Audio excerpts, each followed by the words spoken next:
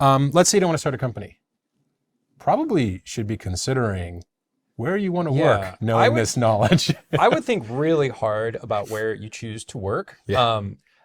You want to work somewhere that is adopting these tools Yes. and is going to benefit from the adoption of the tools, and where you could be surrounded by people that are very smart at adopting AI tools that you can learn from, versus the folks that are just hoping this all goes away, or that the AI, good luck with that. There are a lot of people that hoped the internet would go away. Yeah. That was definitely a lot easier for business if e-commerce didn't exist. A lot of newspapers, that was the plan, Anyway, you also want to work somewhere where you could be mentored by the folks that are really excellent, right? If you're just imagining this is going to be very important skills in the future and for how we live our lives, working in a place where the tools are great and the people using the tools are also great and can teach you about them, that is really smart, right? Again, imagine it's 2001 and you could work at a place like Google or another internet native company that was on the cutting edge of building internet software versus some insurance company or something, even if it's a programming job, there's very difference on how much you could learn and upskill yourself between those types of jobs.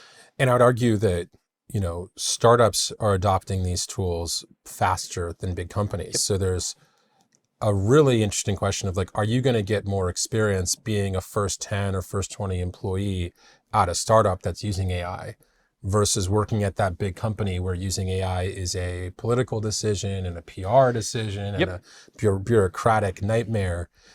Be careful, because the learning that's happening in startups right now is far outstripping what's happening in most large companies. Of course, there are exceptions, but in most.